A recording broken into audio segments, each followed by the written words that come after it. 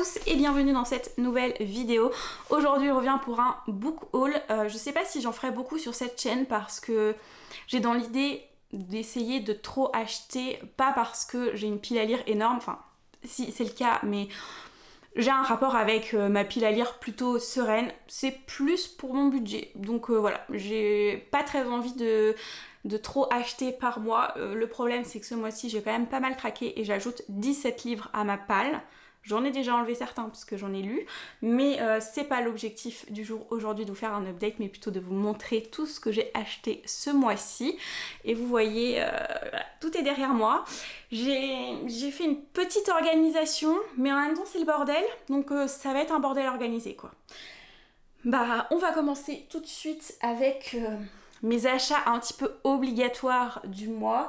C'est les LC du Galactic Book Club, il y en avait deux et je ne possédais aucun des deux livres, du coup j'ai bien dû les acheter. Le premier, il s'agit de Brest de guerre de Gareth L. Powell, c'est le premier tome d'une trilogie. Je l'ai fini il y a peu. Je vous en reparle très bientôt, je sais pas trop encore si je vais lire la suite, mais dans cette histoire en fait on va suivre Chien de guerre qui est un vaisseau qui s'est reconverti après une guerre qui a duré peu de temps mais qui a été très dévastatrice. Et ce vaisseau de guerre, donc l'intelligence artificielle qui dirige ce vaisseau, a décidé de se reconvertir dans la maison de récupération. C'est un peu une association qui va secourir les vaisseaux naufragés. Et notamment dans ce livre, on va suivre donc le vaisseau et son équipage qui va partir pour essayer de sauver des personnes dans un paquebot qui s'est écrasé contre une planète. Et forcément, cet accident n'en est pas vraiment, il va y avoir pas mal de mystères tout autour. Donc voilà, une petite lecture dont je vous reparle très très vite en update. Et du coup pour la seconde LC du Galactic Book Club, il y avait aussi le livre de Colis, un livre que j'ai particulièrement aimé, mais là aussi je vous en reparle un petit peu plus tard. Dans cette histoire on va suivre Colis qui va lui-même nous expliquer tout ce qui lui est arrivé. C'est un post-apo, du coup ça se passe bien des années après notre époque. Et il s'est passé beaucoup de choses. La végétation a évolué de façon un petit peu catastrophique puisqu'elle est devenue hyper dangereuse. Tout ce qui est technologie a disparu et est devenu un petit peu mystique dans cet univers. Et le rêve de Colis dans cette histoire, c'est de devenir rempart. Ça équivaut un petit peu à gardien de son village, on va dire, puisqu'ils ont un statut un petit peu privilégié, mais bien sûr tout ne va pas se passer comme prévu. Franchement, je vous le dis là maintenant, mais j'ai adoré. Et j'ai tellement adoré que je me suis déjà acheté le tome 2, donc les épreuves de Colis, toujours par M.R. Carré. Je sais pas si je vous l'ai dit avant, mais bref, c'est pas grave. Voilà, que je suis actuellement en train de lire. Et puis au final, en lisant le livre de Colis, je me suis dit que j'avais envie de découvrir cet auteur un petit peu dans d'autres histoires. Donc je me suis prise sur Vinted, celle qui a tous les dons. Ici on va suivre Mélanie qui donc vit dans une cellule et qui part en cours tous les jours accompagnée de gardes armés. Et c'est marqué en haut la rencontre entre les univers de Kazuo Ishiguro et de Walking Dead. Donc voilà, ça j'avais pas vu mais ça donne aussi très envie. Ensuite j'avais aussi quelques précommandes qui sont arrivées ce mois-ci et notamment Le cœur singulier de Millie Davis, dont je vous l'ai déjà présenté dans d'autres livres. C'est l'histoire qu'a écrit Mrs. Bouquermont, une youtubeuse que j'aime beaucoup. Je ne sais toujours pas de quoi ça parle, j'ai pas forcément envie de le découvrir plus. Il me semble qu'il y a un espèce d'échange épistolaire dedans. Et de véganisme, comme je vous l'avais déjà dit, mais j'en sais pas plus, j'ai hâte de le découvrir. Et la sortie officielle de ce livre est début juillet, donc si vous avez envie de vous le procurer, que vous avez loupé les précommandes, eh bien c'est pour très bientôt. J'ai aussi fait une précommande que je pense beaucoup ont fait. Il s'agit du tome 3 de Nevernight. Pour l'instant j'ai lu que le tome 1. Dans cette histoire on suit Mia qui a vu en fait son père se faire pendre quand elle était très jeune et du coup elle n'a qu'une idée en tête, c'est de se venger, et pour ça elle va entrer dans une école d'assassines. J'avais précommandé ce livre parce que je voulais sûr de l'avoir dans sa version hardback vu que c'est les éditions que j'ai pour les deux premières, même si au final j'ai perdu tout intérêt pour ce format hardback. J'ai quand même très envie d'avoir la même édition pour toute la série. Donc voilà, j'ai voulu me le procurer et être sûre de l'avoir, et j'ai bien fait parce que vu comment il est parti. Et puis bon, ça reste quand même un très bel objet livre comme vous pouvez le voir. Alors ensuite, on va faire les livres sponsorisés Paper Palace, parce que elle sponsorise cette chaîne sans le savoir. J'ai acheté Les Oiseaux du Temps, donc d'Amar El-Mottar et Max Gladstone. Voilà. Qui est un livre de science-fiction avec un échange épistolaire dont j'avais absolument pas l'intention d'acheter et de lire parce que j'avais vu des avis plutôt mitigés, soit c'était des avis dithyrambiques, soit c'était vraiment des personnes qui avaient détesté et du coup ça me faisait pas trop envie. Mais à l'ouverture du Patreon de Paper Palace, c'est la lecture qui a été choisie pour l'ALC du mois, du coup je l'ai pris quand même et je l'ai lu. Donc c'était pas plus mal de sortir un petit peu de ma zone de confort. Je vous en reparle très très vite. En parlant de LC du Patreon de Paper Palace, je me suis aussi procuré Les Abysses de Rivers Solomon, une auteurice dont j'ai vraiment très très envie de découvrir ses œuvres. J'ai déjà L'incivilité des fantômes dans ma palle, mais au final je vais commencer avec celui-ci. C'est pas plus mal parce qu'il est court et je vais me faire un plaisir de le découvrir avec tous les Patreons de Paper. Ah oui, j'allais oublier de vous parler de l'histoire, mais en vrai, j'en sais pas énormément, je sais juste que ça va parler de racisme, qu'il y a voilà, toute une dimension assez poignante dans ce livre, et j'ai vraiment hâte de le découvrir. J'ai pas forcément envie de lire le résumé pour en savoir plus. Pour continuer et finir dans la veine Paper Palace, j'ai aussi pris Blackwater, on l'a vu partout, mais c'est vrai que les vlogs de Paper Palace et le fait qu'elle en parle énormément sur son Discord, eh bien... j'ai craqué. Voilà. Et je compte le lire en LC avec des copines de Discord, donc j'ai hâte de le découvrir à plusieurs. Au niveau de l'histoire, je sais plus exactement, je crois qu'il y a une crue, il y a une dimension saga familiale, mais en même temps une dimension fantastique dedans avec un personnage un petit peu énigmatique. Bref, une petite saga que j'ai très très envie de découvrir. J'ai que le tome 1 pour l'instant parce que dès que je prends plusieurs tomes sans même avoir lu le premier tome, eh bien en général c'est un fail, je n'aime pas, donc je ne me porte plus la poisse et je prends que le tome 1 et je n'achète la suite que lorsque j'ai lu et apprécié le premier tome.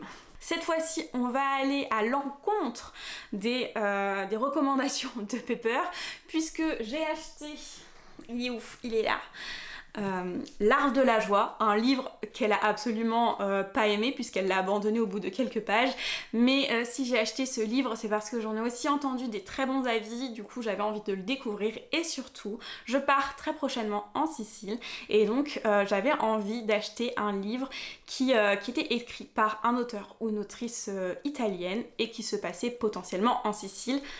Ce livre coche toutes les cases, donc voilà, c'est l'occasion de lire ce livre-là pendant mes vacances, même si je suis pas sûre de le finir là-bas, hein, parce qu'une semaine en Sicile avec cette brique et de l'occupation autre que de lire, hein, parce que je vais aussi visiter et tout, eh bien pas sûre que je le finisse, mais voilà, j'espère que je vais faire partie de la team qui aime, plutôt que de la team qui abandonne au bout de 30 pages. Je me suis aussi procuré Un lieu à soi de Virginia Woolf, qui est un essai féministe. Alors les essais, j'en lis pas vraiment, mais là comme je le lis en LC, je me suis dit que c'était l'occasion et puis il m'intrigue plutôt pas mal. Le féminisme, c'est quand même un sujet qui me tient à cœur. Du coup, je suis sûre que ça va me plaire, enfin, j'ai en tout cas de grands espoirs, on verra bien ce que ça donne. Est-ce qu'on partirait pas chez Nemos? C'est dur à dire, Nemos. On va partir là-dessus. Je me suis acheté Super Luminol de Wanda N. McIntyre. Vive mon accent anglais. Ce livre de SF est le tout premier de la collection Ménos Stellaire. J'ai vraiment hâte de découvrir la suite. Bon, déjà, il faudrait que je dise celui-ci, mais cette collection m'intrigue plus que tout. Et ce livre-là m'a tapé dans l'œil avant sa sortie, puisqu'on m'a dit qu'il faisait penser un petit peu à du Becky Chambers. Donc bon, forcément, moi qui adore Becky Chambers, eh bien ça n'a fait que me convaincre de l'acheter. On m'a dit que c'était de la SF plutôt humaniste avec des personnages principaux féminins, du coup j'avais très très envie de le découvrir et je sais que cette autrice est considérée comme une autrice féministe, sachant que c'est un écrit qui date de 83, et du coup elle était quand même assez en avance sur son temps, je crois que c'est ça. Oui, c'est ça, 83. Donc vraiment, j'ai hâte de le découvrir. Et en plus, la bonne surprise que j'ai eue en recevant le livre, c'est que l'intégrale Le Serpent du Rêve va va être traduit aussi, enfin réédité, puisque c'est déjà une réédition ce livre, et Le Serpent du Rêve, ça va être aussi une réédition, sachant qu'en me renseignant sur l'autrice, je suis tombée sur ce livre-là, donc Le Serpent du Rêve, et qui me donnait très très envie, donc bonne surprise aussi. Toujours chez Mnemos, j'ai aussi pris donc Chronique du Pays des Mers, je vous en ai aussi déjà parlé dans les livres que j'avais très très envie de lire. Là encore, je sais pas de quoi ça parle, je sais juste qu'il y a une société matriarcale qui a des personnages féminins... Oh, les poils de Snow, pardon. Des personnages féminins mis en avant, une relation lesbienne et toute une partie réflexion sur les personnages. Voilà, c'est pas vraiment dans l'action, c'est plutôt dans la réflexion. Et ça, je pense que je vais beaucoup aimer. On arrive sur la fin. Promis, il m'en reste que 4. C'est déjà pas mal. On va faire les poches d'abord. Alors, dans les poches, je me suis acheté... Enfin, dans les poches de ce qui me reste... Je me suis acheté La Porte de Cristal, donc le tome 2 des livres de la Terre fracturée de N.K. Jemisin. Je l'ai acheté dans l'idée de le lire ce mois-ci, sauf que c'est un gros fail, je l'ai toujours pas lu. Mais bon, il est dans ma palle, je vais pouvoir continuer tranquillement cette saga quand même, maintenant qu'il est disponible chez moi quand j'en ai envie. J'ai ensuite acheté aussi Qui a peur de la mort de Nnedi Okorafor, j'espère que je le prononce bien. J'ai très très très envie de découvrir cette autrice, et surtout j'avais très envie de lire, d'acheter et de lire du coup le livre de Phénix qui est sa nouvelle sortie là, du mois de juin.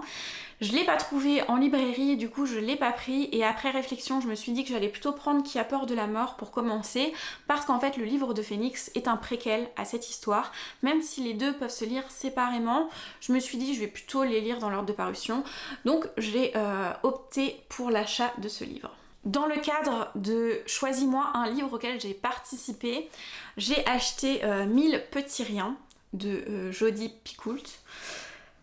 Je devais le lire ce mois-ci, c'est un fail, là encore, je l'ai pas lu, mais je vais faire tout pour le lire au moins cet été et faire un retour à la personne qui me l'a conseillé. Donc dans cette histoire, on suit en fait une sage-femme. Je suis même pas sûre que c'est la sage-femme en elle-même qu'on suit, je crois que c'est son avocate.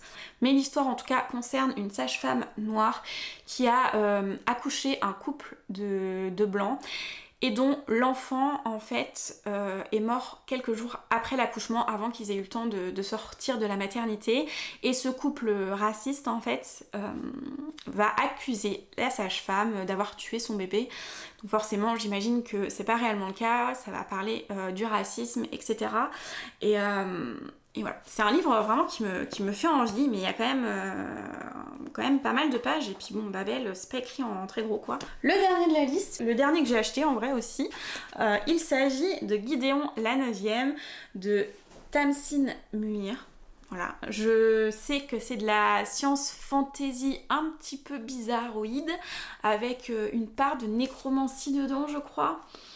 I'm not sure, mais j'en ai entendu énormément de bien, donc j'avais très très envie de le découvrir. En plus, voilà, relation lesbienne aussi à l'intérieur, donc un petit livre LGBT, ça fait du bien aussi. J'espère que la suite va être traduite et que Actes Sud va pas nous faire comme le livre du pavot. En tout cas, au niveau de la couverture, ils ont mieux fait, puisqu'ils ont gardé la couverture originale, et ça c'est plutôt pas mal. Eh bien, on a fait le tour. Ouais, j'en ai pas d'autres. C'était déjà pas mal, donc j'espère que ce petit book haul vous a plu. Si jamais vous avez des livres en commun avec moi, que vous voulez faire une LC ou quoi, n'hésitez pas, je suis addict au LC, donc clairement je ne sais pas refuser une LC. Et sur ce, eh bien, je vous dis à très très vite dans une nouvelle vidéo, et en attendant, je vous souhaite de très bonnes lectures. Salut!